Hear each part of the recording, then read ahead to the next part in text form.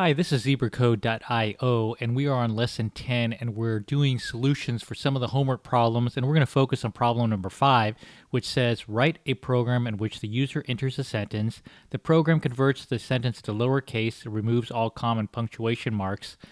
Next, the program splits the sentence into individual lowercase words. Finally, the program displays all unique words in the sentence. Any word that is duplicate is listed only once, so there are no duplicates. So in this lesson, we're learning about string functions. We've learned about length and upper and split and splice.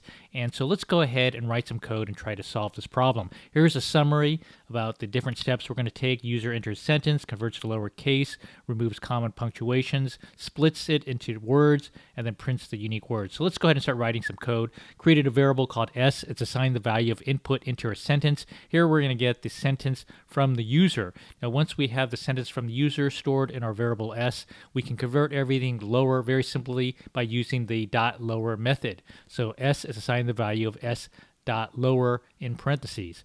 Now s is also assigned s dot replace, and we can use replace instead of iterating through each character as we did earlier in this lesson. We can also use replace. So I'm going to take a colon and replace it with the empty string, and let's just cut and paste this and do it many times because there's different syntax or different punctuation that we need to remove. So I'm going to cut and paste and then paste this over and over again. And then we can go through and define the exact punctuation marks that we want to replace with the empty string. We can do a period and a comma. Those are probably be the most common. Semicolon, colon, and we can do a hyphen or a dash. So that replaces and removes all of these unique punctuation marks with the empty string. So the next thing we need to do is to build a list, and we can do that by splitting. And so I'm going to create a new variable called capital L. Capital L is going to be assigned the value of s.split. So this is going to take the sentence, whatever the user entered, and now it's going to be a list of words. So the next thing we got to do is do unique words. So I'm going to create a function here, and a user-defined functions, they always go at the top of the code, so they're available within our main program. So I'm going to go def unique words. That's going to be the name of my function, and it's going to receive a list of words, or word list. It's a variable I've called here.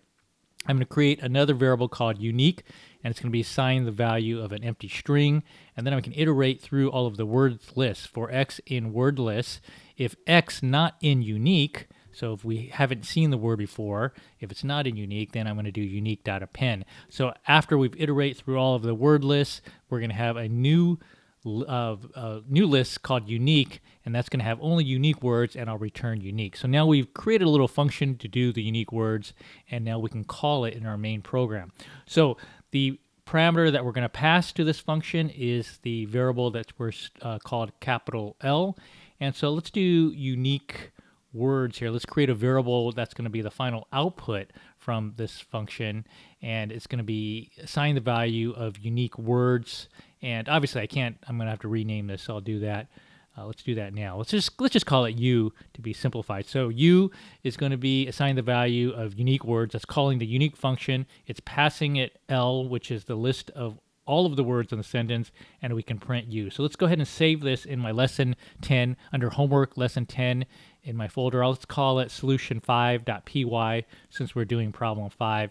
And now let's go ahead and open a command prompt window, and let's navigate to our code and run it.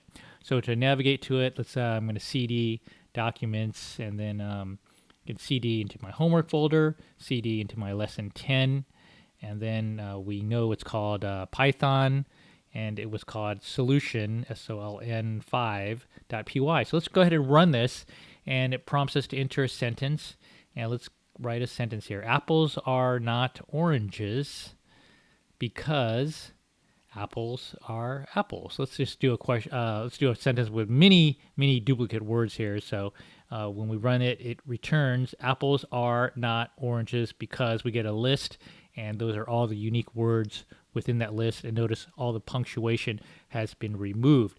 So one other thing I want to go over is what happens if we have quotation marks that are in there, and how do we highlight that? So it's pretty simple. We can just do s assign the value of s.replace, and we'll use a single quote here, and that will be saying that we're going to take any double quotes and remove them or replace them with the empty string. And similarly, if it's the other way, if it's a single quote, we can use double quote, comma, empty string, and this will remove all the double quotes and all the single quotes, just as similarly as we remove the commas and periods and all the other common punctuation. So let's run this again, and let's run solution 5, enter a sentence, and let's do something with some quotation marks. His name is like no other name, so we can get some duplicate words here, and a comma, I have ever heard. So let's use this sentence here, put another single quotes here. We got double quotes and single quotes in here.